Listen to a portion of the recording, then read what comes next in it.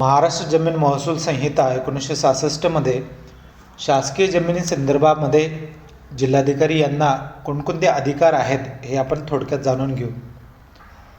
कलम 32 आणि 33 मध्ये गाळाच्या जमिनीच्या संदर्भामध्ये जिल्हाधिकाऱ्यांचे जे अधिकार आहेत ते स्पष्ट करण्यात आलेले आहेत. 32 मध्ये हे नमूद केलेले आहे की नदी किंवा सागर किनारी जी तयार झालेली गाळाची जमीन असते ती राज्य शासनाच्या ताब्यात असते. राज्य शासन त्या जमिनीला नियमात अधीन राहून ती जमीन लगतचा जो जमीन मालक आहे त्याला ते विकू शकतात.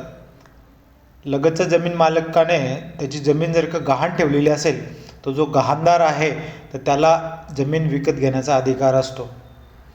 आता जमिनीची किंमत सर्वसाधारणपणे वार्षिक आकारणीच्या तिपटीपेक्षा जास्त असू नये. लगतच्या जमीन मालकाने जमीन विकत घेण्यासाठी जर का असंमती दाखवली तर जिल्हाधिकारी ती जमीन कोणालाही विकू शकतात. कलम 33 मध्ये हे स्पष्ट दिलेलं आहे की गाळाची जमीन क्षेत्र जर का 1 एकरपेक्षा कमी असेल तर लगतचा जो जमीन मालक आहे त्याचा तात्पुरता त्याचा उपयोग करू शकतो. हेच क्षेत्र जर का 1 एकरपेक्षा मोठं असलं तर जिल्हाधिकारी यांची परवानगी घेतल्याशिवाय जमिनीचा वापर हा करता येत नाही.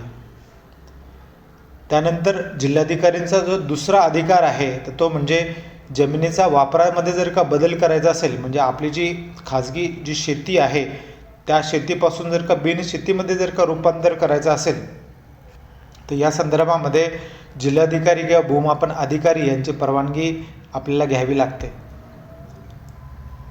तर त्या संदर्भामध्ये कलम 42 मध्ये तरतुदी दिलेल्या आहेत की ज्या सार्वजनिक हेतूसाठी वापरण्यात येणाऱ्या किंवा जमिनीत लागवड करणे किंवा मीठ काढणे, माती, दगड, कंकर, मुरुम इत्यादी वस्तू काढणे, जमिनीचे उत्खनन करणे यासाठी जिल्हाधिकारी व भूमापन अधिकारी यांची परवानगी लागते.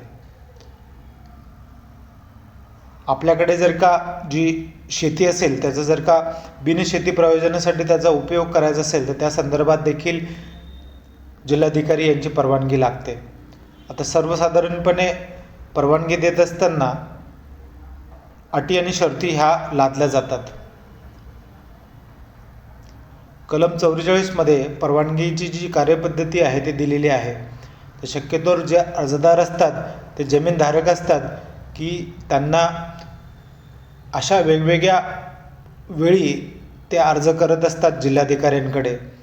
उदाहरणार्थ एक जमीनधारक आहे त्याची शेत जमीनचं रूपांतर बिनशेती कामासाठी त्याला करायचं आहे, किंवा एक बिनशेती प्रयोजनाची जी जमीन असेल ती त्या दुसऱ्या बिनशेती प्रयोजनासाठी त्याचा वापर करायचा असेल, किंवा जे बिनशेती प्रयोजनासाठी ठरलेल्या ज्या अटी आणि शर्ती ज्या शिथिल करायच्या असतील तर अशा प्रकरणांमध्ये जे जमीनधारक असतात ते जिल्हाधिकाऱ्यांकडे विशिष्ट नमुन्यामध्ये अर्ज दाखल करतात.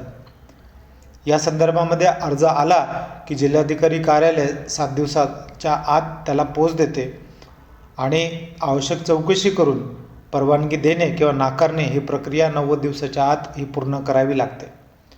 ज्या ठिकाणी परवानगी दिलेली असते त्या ठिकाणी त्या व्यक्तीला ते सनद देतात. तर असा जो व्यक्ती आहे ज्याला परवानगी मिळालेली आहे त्या व्यक्तीने ग्राम अधिकाऱ्यामार्फत तहसीलदाराकडे या संदर्भामध्ये 30 दिवसाच्या आत कळवणे हे गरजेचे असते.